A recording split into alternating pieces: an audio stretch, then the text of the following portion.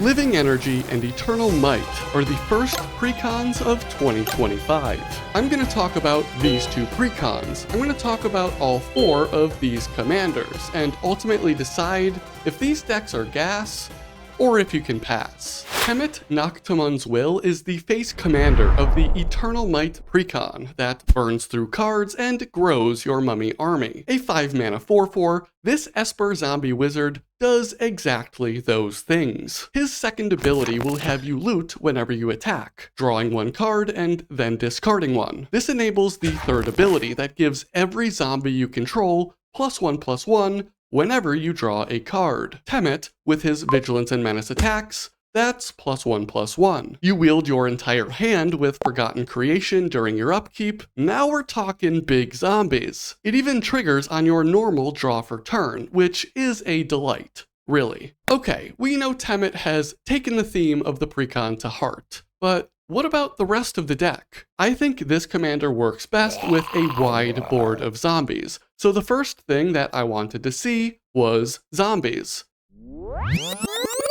Scratch that. A lot of zombies, and ways to make more. I was not disappointed. Of the 36 creatures in the deck, 29 of them are zombies. Of those odd 7 creatures out, 6 of them become a zombie, or can make zombies. The $12 Scarab God is the feature reprint of this category, growing more powerful with that X ability as your board of zombies grows wider. Those zombies include God Eternal Oketra, Cryptbreaker, and Zombie Master that make more zombies, draw you cards, and make your zombie army much more challenging to interact with. I know we're already making zombies with 2 of these creatures, but Crowded Crypt, Cemetery Reaper, and the new spell On Wings of Gold will make you more. On Wings of Gold is particularly exciting for the unrelated first ability, granting all creatures you control that are zombies and/or tokens a +1/+1 anthem and flying. The zombie package honestly looks great for a precon, which made me even more excited to see what the card draw looked like to pump up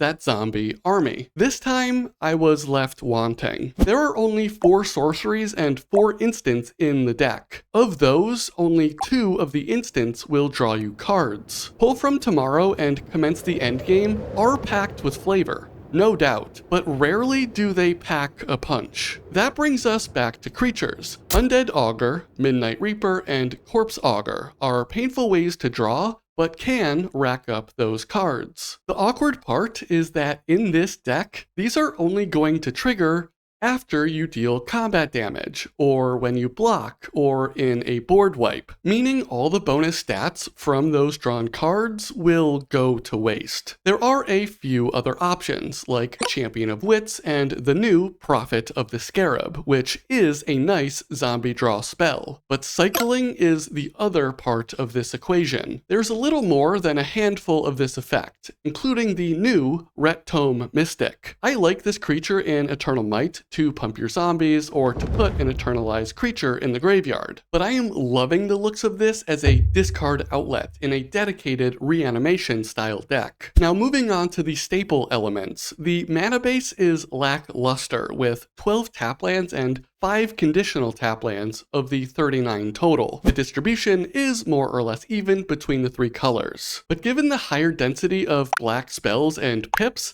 I would have preferred to see more support in that color, but I'm not too concerned about it. Dam, Swords to Plowshares, and D-Spark are the highlights of a solid interaction package for a precon. Bantu's Monument and Crowded Crypt bring flavor and power to an artifact-exclusive ramp package, while Rothulk and Plague Belcher lead the reanimation and drain sub-themes strewn throughout the deck. And speaking of reanimation, Aceton, Scarab's Fist is the secondary commander, and kind of the talk of the town. Whenever you discard a creature card, you may pay 2 and a blue. If you do, create a tapped token that's a copy of that card, except it's a 4/4 black zombie. You have to do a little bit of work to make those discards happen, but 2 and a blue is a fantastic rate for an activatable reanimation ability. When I first read it, my mind automatically assumed that the discarded card would be exiled as a replacement effect to get that token on board. That turned out to be an incorrect assumption. That the discarded creature gets to sit happily in your graveyard afterwards makes the effect all the more impressive. Tack that onto a 2-mana white-black creature and you've got the makings of a powerhouse commander. Discard Esper Sentinel to make a 4/4 version? Yeah, I could get into that. Esper Sentinel would be an expensive upgrade, and that's not really the point of this video, but I will be making more videos to upgrade the Eternal Might and Living Energy Precons. Make sure to subscribe so you don't miss those. The theme of Zombie Wheels immediately caught my attention, and then immediately reminded me of Dragula by Rob Zombie.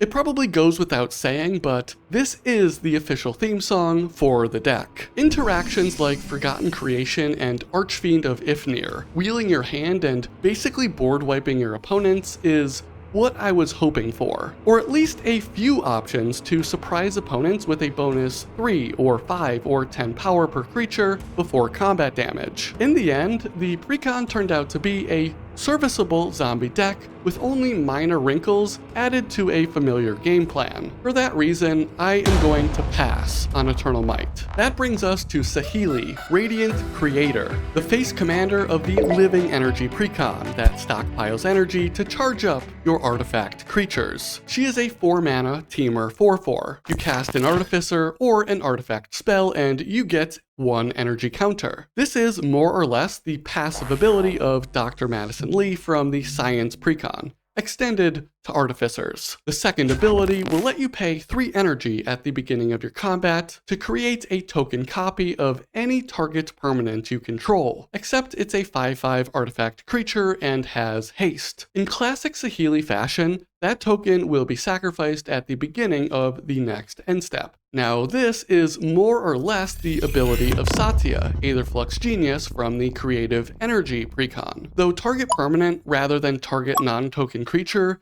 is a heck of an upgrade. I do admit it feels weird to see the abilities of 2 recent commanders jammed into this newest commander, but these are super on-brand abilities for Saheeli, and more than that, these are fun abilities. At least the second one. And with that in mind, let's take a closer look at the deck to see how exactly this game plan comes together. Before you can spend any energy to make copies or who knows what else, you first need to gather the energy, like our ancestors used to while roaming the savannah. There are smaller but valuable options like the old Temurgy staple Attune with Ether that finds you a basic land and nets you 2 energy counters. Solar Transformer, Rogue Refiner, and Whirler Virtuoso are similar examples. Then there are the big kahunas. Aethertide Whale gets you 6 energy counters. Aetherwind Basker and Pima Aether Seer are less reliable, but have even greater energy upside. And finally, the new spells, Aetherflux Amplifier and Aetherflux Conduit, truly embody the spirit of the deck wanting you to stockpile energy. The Amplifier can double your stockpiled energy counters, while the Conduit gives you energy equal to the mana you spent to cast your spells. It also gives you an amazing place to use those energy counters with its second tap and pay 50 energy ability. It'll have you draw 7 cards before letting you cast any number of spells from your hand for free. I gotta say, as a casual commander player, seeing an effect like this warms my heart, and I cannot wait to see it happen for the first time. But not all of the payoffs are as ludicrous as the Conduit, so let's take a look at how those stack up. My personal favorite is with the new spell, Pima Trailblazer. It gets you energy in the first place when dealing combat damage to players, but you can also exhaust the creature for 6 energy. That'll have you put 2 +1/+1 counters on the creature, and then draw cards equal to the greatest power among creatures you control. 5 cards at least from this elephant. If you can afford to start copying this creature with Saheeli,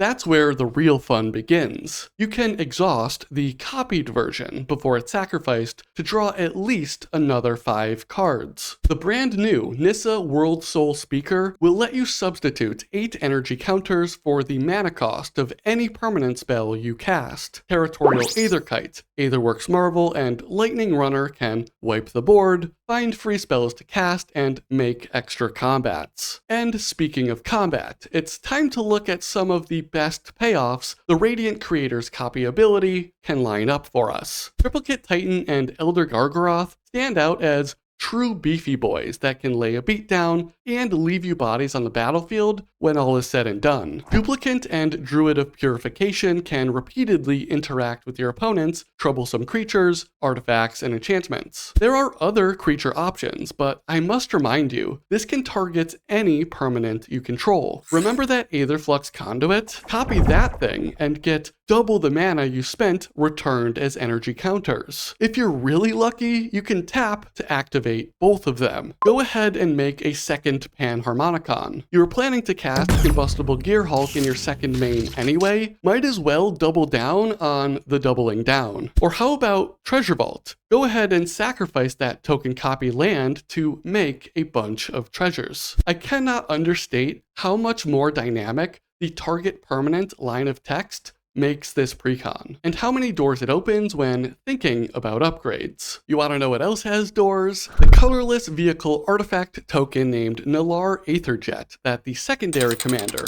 Pia Nalar, chief mechanic, can make every end step. The Aetherjet has crew 2 with power and toughness equal to the amount of energy you pay. This is another great outlet for massive piles of stockpiled energy. And the vehicle isn't legendary, so you can build a fleet of Aetherjets. It's pretty neat. The first ability helps you get that energy, 2 energy, when 1 or more artifact creatures deal combat damage to a player. She will do a good enough job stockpiling energy in the right deck, but I'm unconvinced about the power of her fighter jets, though I very much hope to be proven wrong. Now let's briefly talk about the staple elements of the precon, before the ultimate gas or pass decision. The mana base is good, much better than Eternal Might, with 7 tap lands, 4 conditional tap lands, and a healthy distribution of colors. The ramp package is solid and unsurprisingly artifact heavy, with a smattering of creatures and a sorcery. Solar Transformer, Servant of the Conduit, and Ornithopter of Paradise are the most flavorful of the bunch. I straight up like the interaction package, with a few options that can be repeated with Saheeli's ability, as well as some good old-fashioned magic cards like Chaos Warp, Reality Shift, and Blasphemous Act. The card advantage package is good enough. There are some quality flavor options like One with the Machine or Glimmer of Genius. There are some finicky options like Bespoke Battle Wagon and Thopter Spy Network, but my favorite is the new equipment, Adaptive Omni Tool. This thing gives the equipped creature +1/+1 for every artifact you control, and then lets you dig 6 cards deep in your library for an artifact to put in hand. Living Energy is the 3rd energy precon in less than a year, so fatigue for the archetype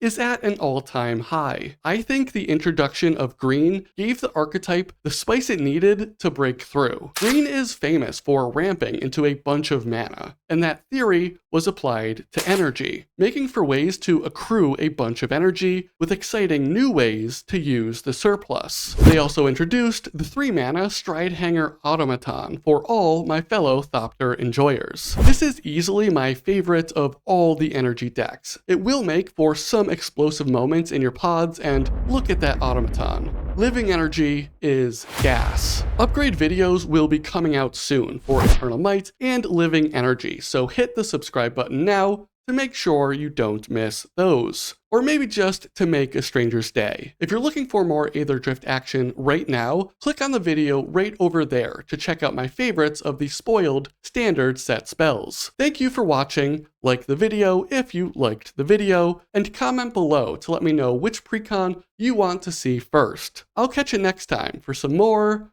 monkeying around.